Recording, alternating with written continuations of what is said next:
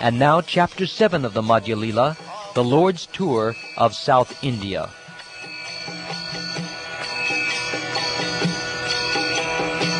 Sri Caitanya, Prabhu Nityananda,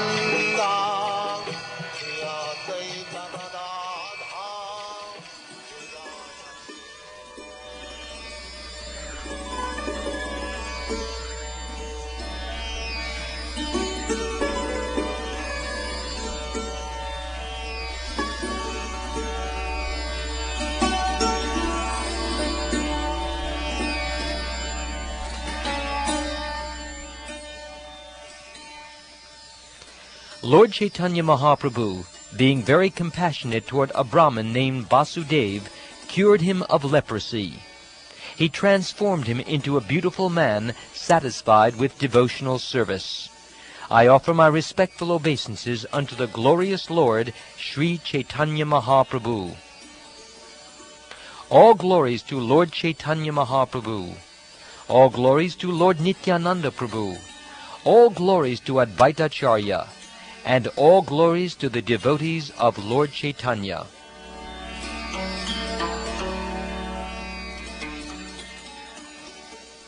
After delivering Sarvabhouma Bhattacharya, the Lord desired to go to South India to preach. Sri Caitanya Mahaprabhu accepted the renounced order during the waxing fortnight of the month of Magha.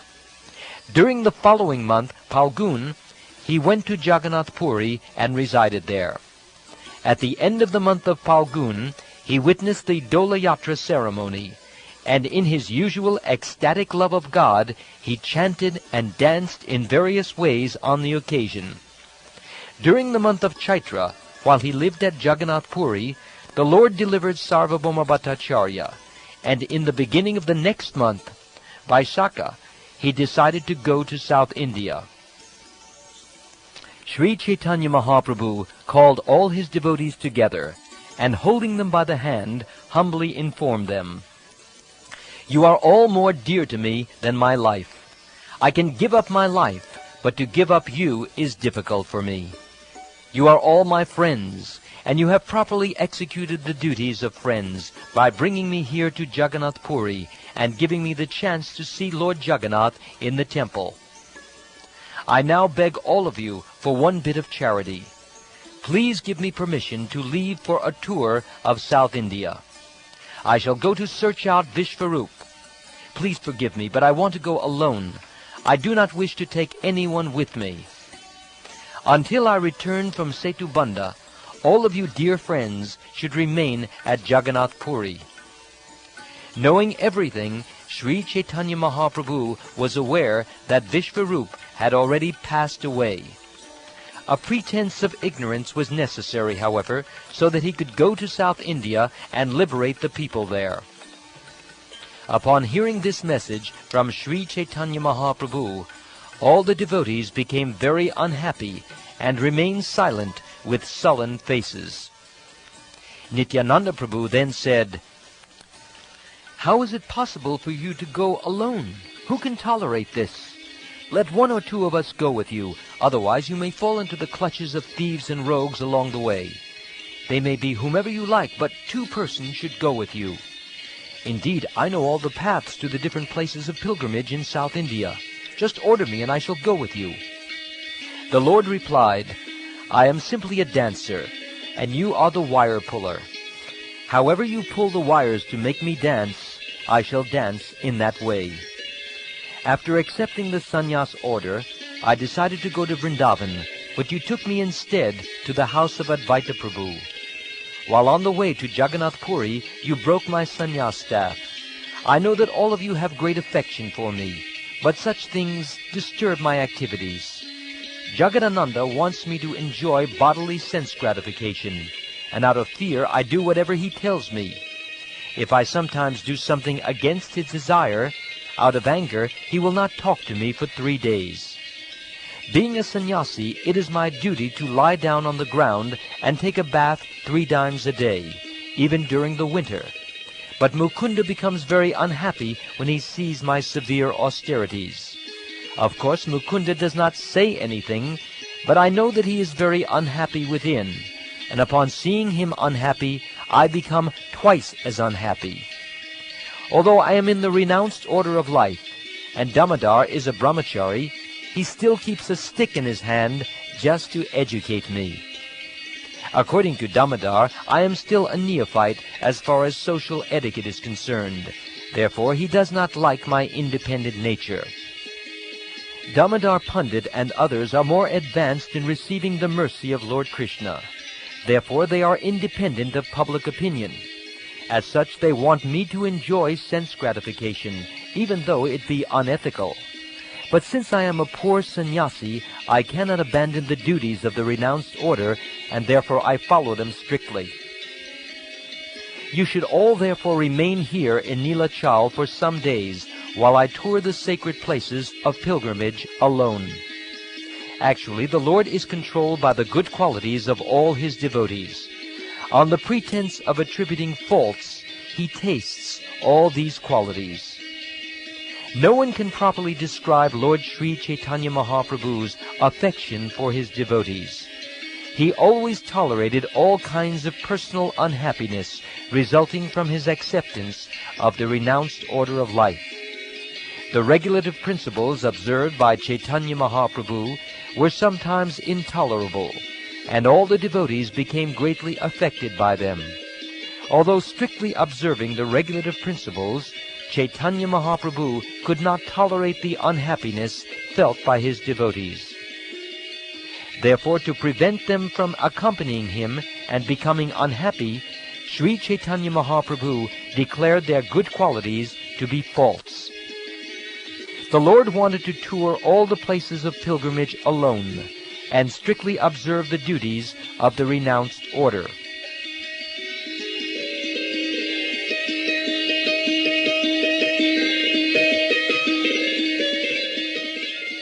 Four devotees then humbly insisted that they go with the Lord, but Sri Caitanya Mahaprabhu, being the independent Supreme Personality of Godhead, did not accept their request.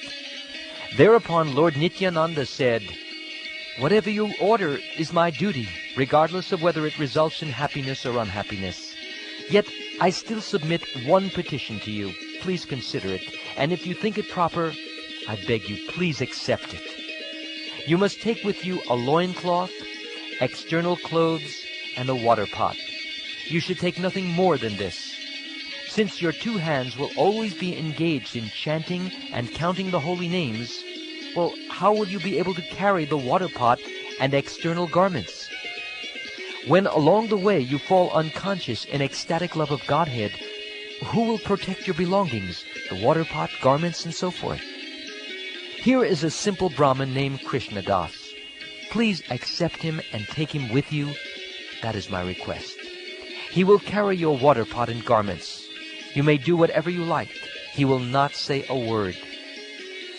Accepting the request of Lord Nityananda Prabhu, Lord Caitanya took all his devotees and went to the house of Sarvabhouma Bhattacharya.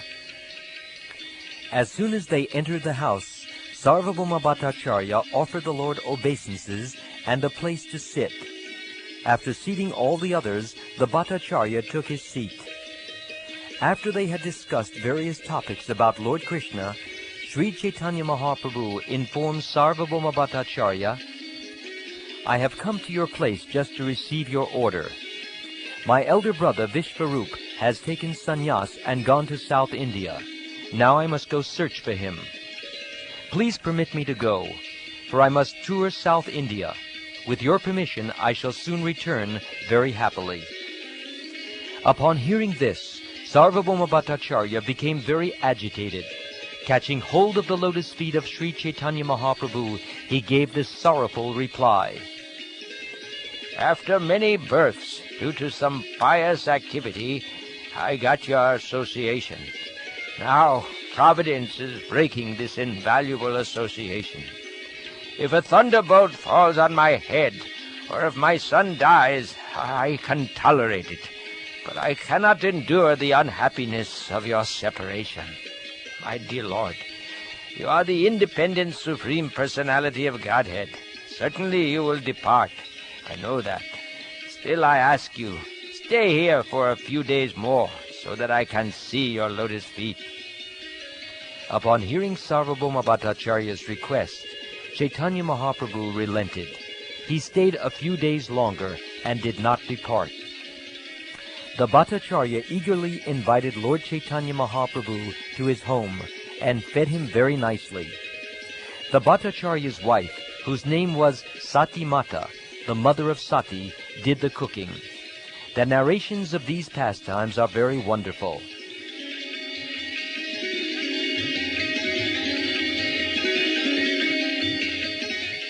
Later I shall tell about this in elaborate detail, but at present I wish to describe Sri Caitanya Mahaprabhu's South Indian tour. After staying 5 days at the home of Sarvabhouma Bhattacharya, Sri Caitanya Mahaprabhu personally asked his permission to depart for South India. After receiving the Bhattacharya's permission, Lord Caitanya Mahaprabhu went to see Lord Jagannath in the temple. He took the Bhattacharya with him. Seeing Lord Jagannath, Sri Caitanya Mahaprabhu also begged his permission. The priest then immediately delivered prasad and a garland to Lord Caitanya. Thus, receiving Lord Jagannath's permission in the form of a garland, Sri Caitanya Mahaprabhu offered obeisances and in great jubilation prepared to depart for South India. Accompanied by his personal associates and Sarvabhouma Bhattacharya, Sri Caitanya Mahaprabhu circumambulated the altar of Jagannath. The Lord then departed on his South Indian tour.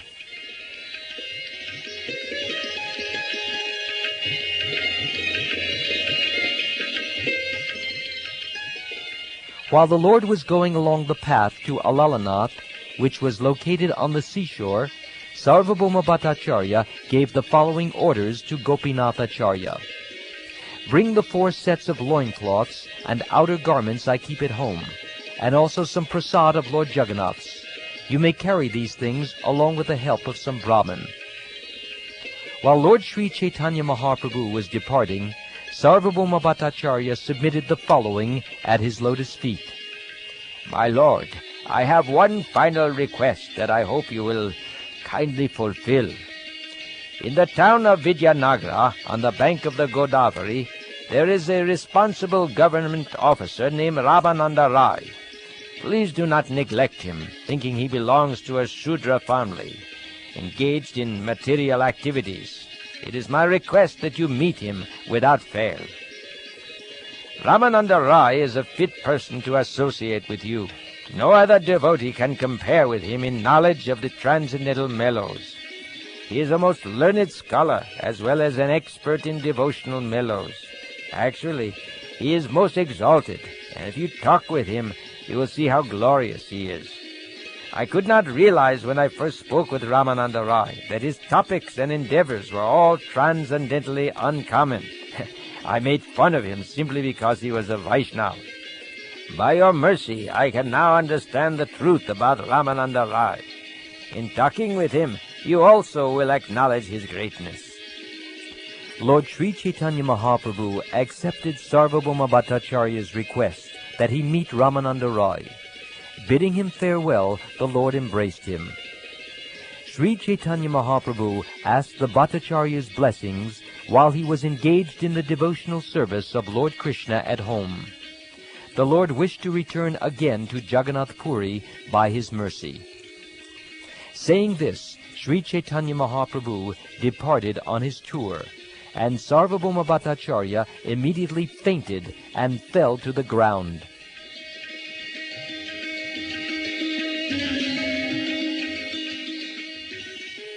Although Sarvabhouma Bhattacharya fainted, Sri Caitanya Mahaprabhu did not take notice of him. Rather, he left quickly. Who can understand the mind and intention of Sri Caitanya Mahaprabhu? This is the nature of the mind of an uncommon personality. Sometimes it is soft like a flower, but sometimes it is as hard as a thunderbolt. The hearts of those above common behavior are sometimes harder than a thunderbolt, and sometimes softer than a flower. How can one accommodate such contradictions in great personalities? Lord Nityananda Prabhu raised Sarvabhouma Bhattacharya, and with the help of his men saw him to his home.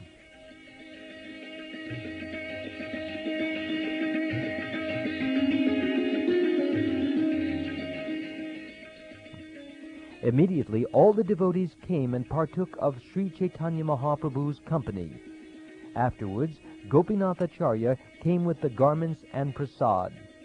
All the devotees followed Sri Caitanya Mahaprabhu to a place known as Alalanath. There they offered respects and various prayers. In great ecstasy, Sri Caitanya Mahaprabhu danced and chanted for some time. Indeed, all the neighbors came to see him. All around Sri Caitanya Mahaprabhu, who is also known as Goda Hari, people began to shout the holy name of Hari. Lord Caitanya, immersed in his usual ecstasy of love, danced in the midst of them.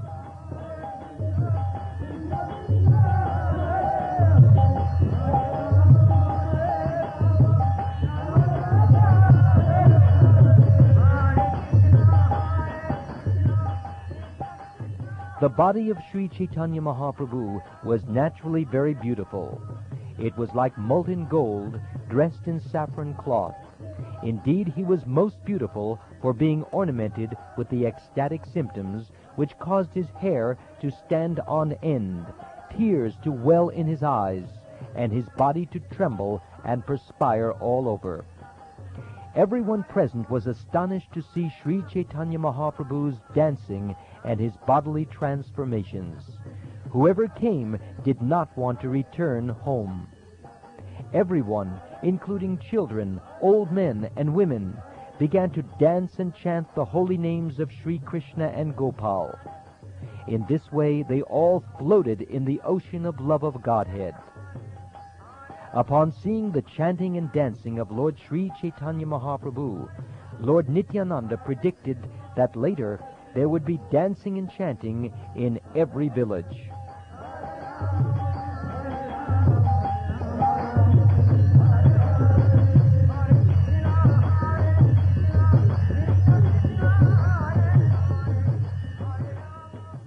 Seeing that it was already getting late, Lord Nityananda Prabhu, the spiritual master, invented a means to disperse the crowd.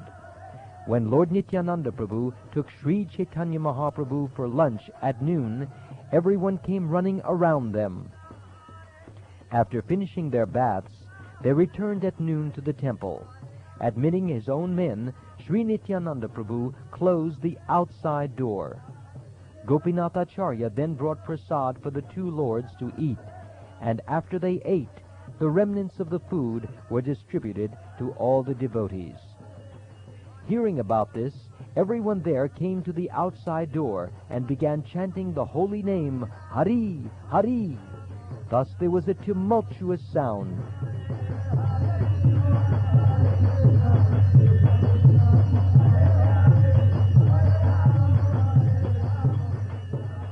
After lunch, Sri Caitanya Mahaprabhu made them open the door. In this way, everyone received his audience with great pleasure. The people came and went until evening, and all of them became Vaishnava devotees and began to chant and dance. Sri Caitanya Mahaprabhu then passed the night there and discussed the pastimes of Lord Krishna with his devotees with great pleasure.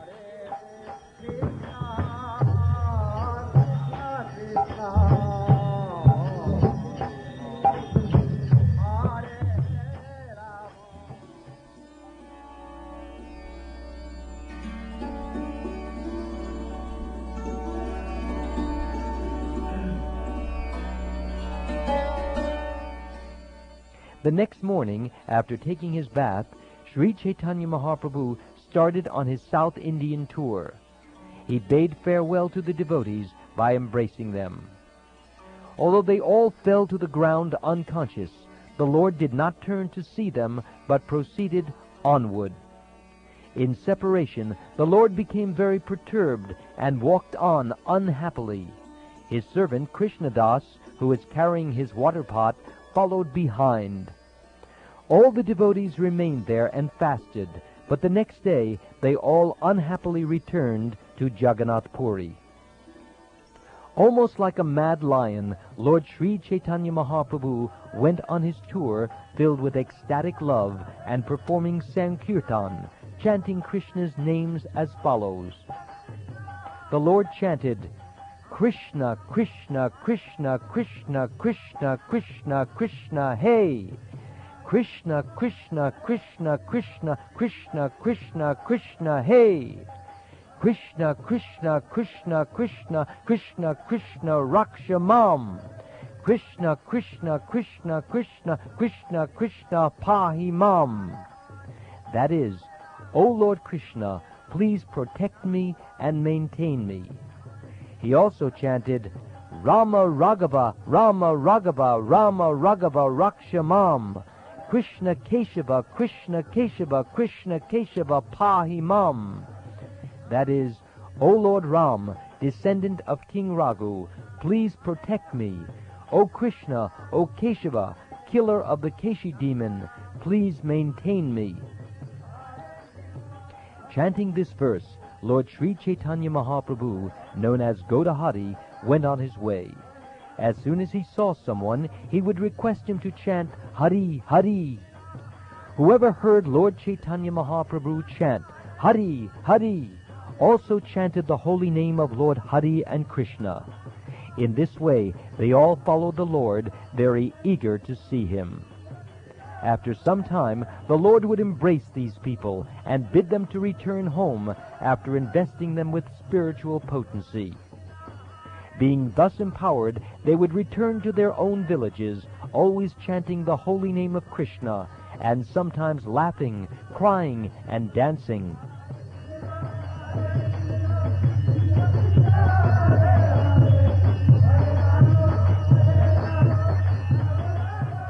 These empowered people used to request everyone and anyone, whomever they saw, to chant the holy name of Krishna. In this way, all the villagers would also become devotees of the Supreme Personality of Godhead. Simply by seeing such empowered individuals, people from different villages would become like them by the mercy of their glance. When these individuals returned to their villages, they also converted others into devotees. When others came to see them, they also were converted. In this way, as those men went from one village to another, all the people of South India became devotees. Thus many hundreds of people became Vaishnavas when they passed the Lord on the way and were embraced by him.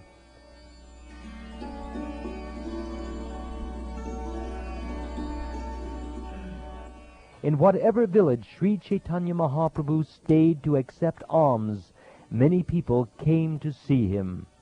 By the mercy of the Supreme Lord, Sri Caitanya Mahaprabhu, everyone became a first-class devotee. Later they became teachers or spiritual masters and liberated the entire world. In this way, the Lord went to the extreme southern part of India, and he converted all the provinces to Vaishnavism. Lord Sri Caitanya Mahaprabhu did not manifest his spiritual potencies at Navadvip, but he did manifest them in South India and liberated all the people there. Lord Sri Caitanya Mahaprabhu's empowering of others can be understood by one who is actually a devotee of the Lord and who has received his mercy. If one does not believe in the uncommon transcendental pastimes of the Lord, he is vanquished both in this world and in the next. Whatever I have stated about the beginning of the Lord's movement should also be understood to hold for as long as the Lord toured South India. When Lord Sri Caitanya Mahaprabhu came to the holy place known as Kurmakshetra, he saw the deity and offered prayers and obeisances.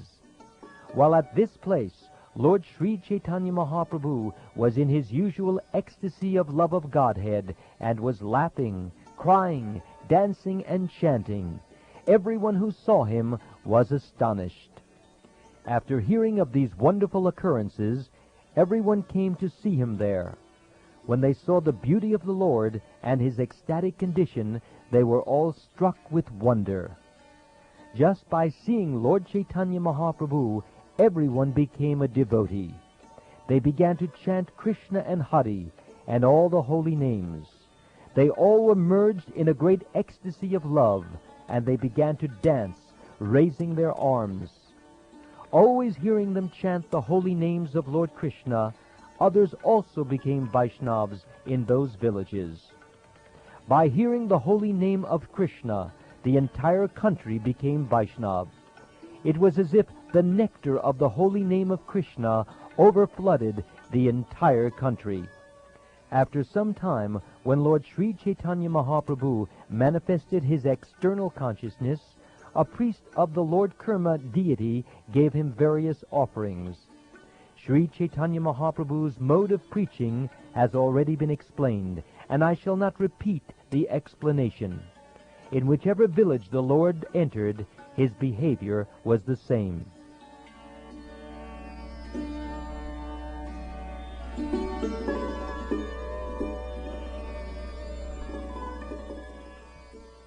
In one village there was a Vedic Brahmin named Kurma.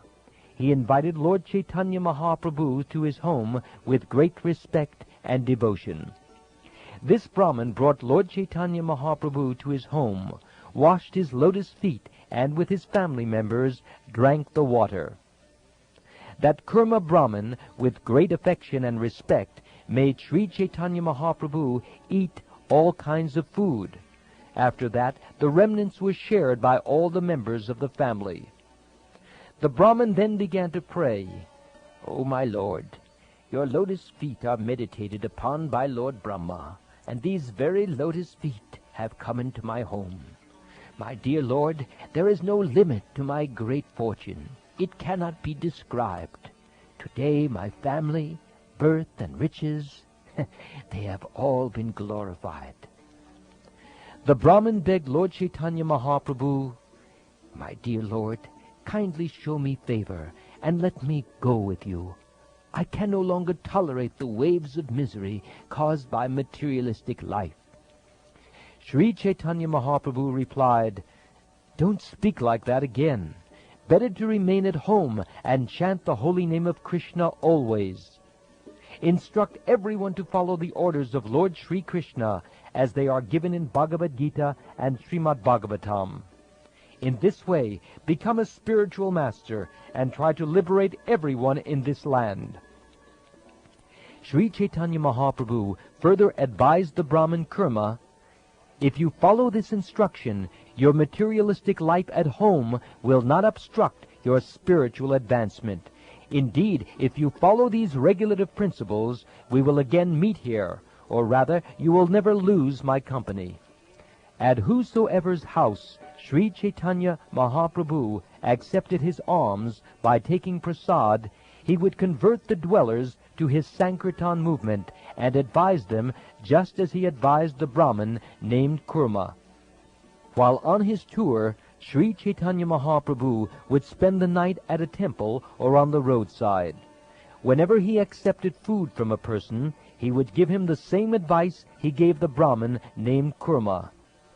He adopted this process until he returned from his South Indian tour to Jagannath Puri. Thus I have described the Lord's behavior elaborately in the case of Kurma. In this way, you will know Sri Caitanya Mahaprabhu's dealings throughout South India. Thus Lord Sri Caitanya Mahaprabhu would remain at night in one place, and the next morning, after bathing, start again. When Sri Caitanya Mahaprabhu left, the Brahmin Kurma followed him a great distance, but eventually Lord Chaitanya took care to send him back home.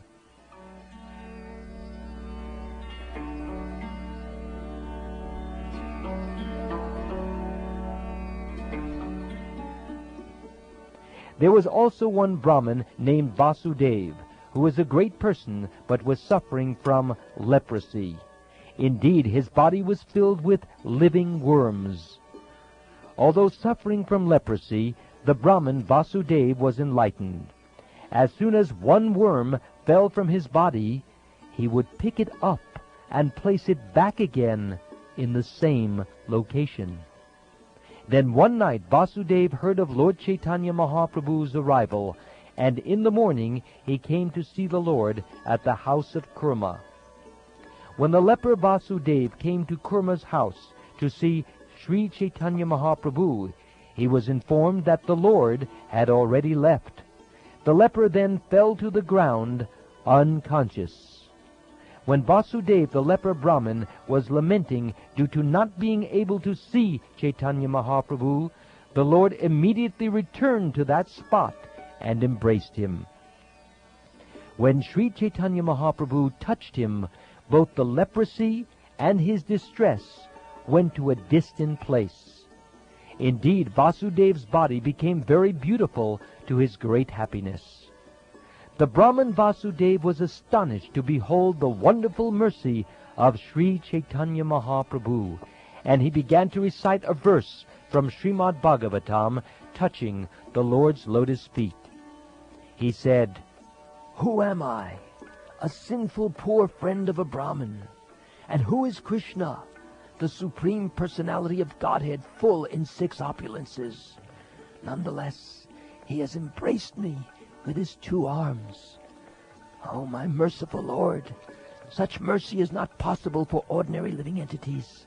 Such mercy can be found only in you. Upon seeing me, even a sinful person goes away due to my bad bodily odor. Yet you have touched me. Such is the independent behavior of the Supreme Personality of Godhead." Being meek and humble, the Brahmin Vasudev worried that he would become proud after being cured by the grace of Sri Caitanya Mahaprabhu. To protect the Brahmin, Sri Caitanya Mahaprabhu advised him to chant the Hare Krishna mantra incessantly. By doing so, he would never become unnecessarily proud. Sri Caitanya Mahaprabhu also advised Vasudev to preach about Krishna and thus liberate living entities. As a result, Krishna would very soon accept him as his devotee.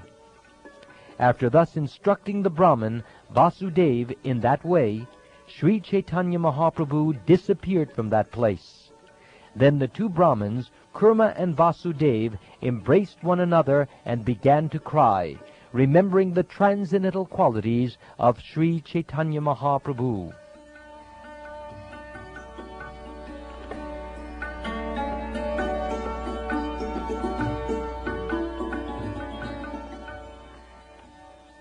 Thus I have described how Sri Caitanya Mahaprabhu reclaimed the leper Vasudev, and so received the name Vasudevamrita Prad, or the giver of nectar to Vasudev. Thus I end my description of the first tour of Sri Caitanya Mahaprabhu, his visiting the temple of Kurma, and his liberating the leper Brahmin Vasudev. One who hears these pastimes of Sri Caitanya Mahaprabhu with great faith will surely very soon attain the lotus feet of Lord Sri Caitanya Mahaprabhu.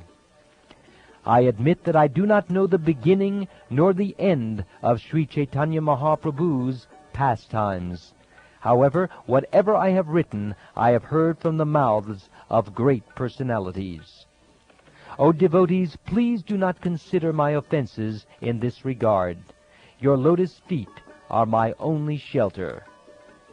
Praying at the lotus feet of Sri Rupa and Sri Raghunath, always desiring their mercy, I, Krishnadas, narrate Sri Caitanya-caritamrta, following in their footsteps. This ends Chapter 7 of the Madhya Lila, the Lord's tour of South India.